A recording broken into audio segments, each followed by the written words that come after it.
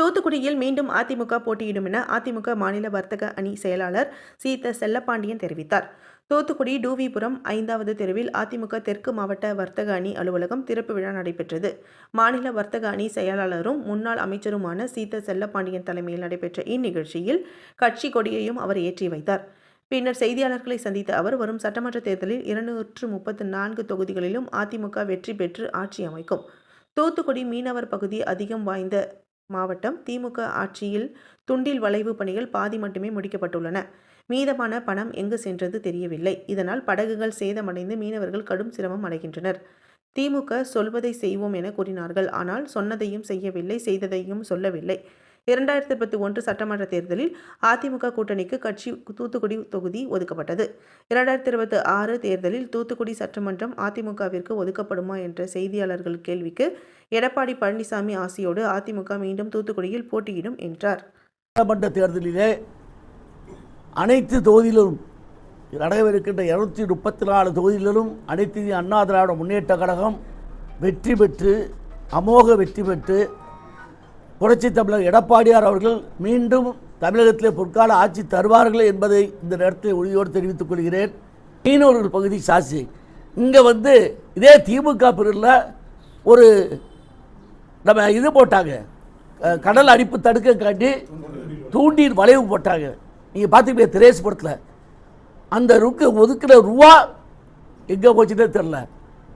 அந்த தூண்டில் வளைவு அந்த அலைகள் கரையை அடிக்கக்கூடாது, வீடை அடிக்கக்கூடாது.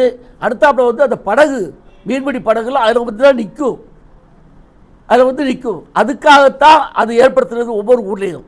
ஆனால் இவங்க என்ன செஞ்சிட்டாங்க, பாதி தான் போட்டிருக்காங்க, பாதி படத்தை அடிச்சிட்டாங்க. இது உண்மை நடந்தது. இன்னைக்கு தேசம் போகலாம். ஆனால் அதை அதனால் என்ன ஆகுதுன்னா கடல் அரிப்பு ஏற்படுது, வீடுகள் பாதிக்கப்படுது, போட்டு ஒன்றுக்கு ஒன்று இடித்து சேதகாரம் ஆகுது. இது அங்கே தேசத்தில் உள்ள மக்களுக்கு பெரிய கஷ்டம். இது மீனவ மக்களுக்கு என்ன செஞ்சாங்க? ஒன்றுமே செய்யலை. செய்யலன்னு சொல்லுவாங்களா, அதை செய்ய மாட்டாங்க. உங்களுக்கு தான் தெரியுமா, திமுக ஆட்சியை பொறுத்தவரையில் சொன்னதை செய்வோம், செய்கிறத சொல்லுவோமாங்க. ஆனால் சொன்னதையும் செய்ய மாட்டாங்க, செய்கிறதையும் சொல்ல மாட்டாங்க, ஒன்றும் செய்ய மாட்டாங்க. எடப்பாடியாருடைய ஆசையோடு அனைத்து இந்திய அண்ணா திராவிட முன்னேற்ற கழகம் மீண்டும் தூத்துக்குடியில் போட்டியிடும். அதில் மாற்று கருத்து வெற்றி பெறும்.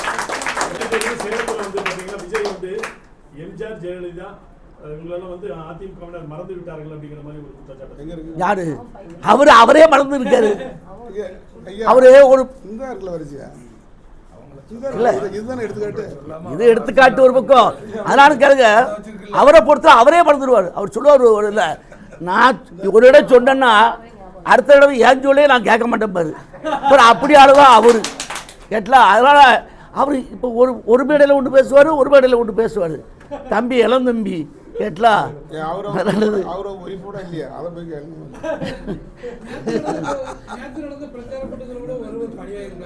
ஆமா, என்னைக்காவது புரட்சி தலைவர் எம்ஜிஆர் இருக்கும்போது சரி, புரட்சி அம்மா இருக்கும்போது சரி, புரட்சி தமிழர் எடப்பாடியார் இருக்கும்போது சரி, கூட்டம் எவ்வளவு கூட்டினாலும் ஏதாவது ஒரு இறப்பு உண்டா கேள்விப்பட்டிருக்கீங்களா?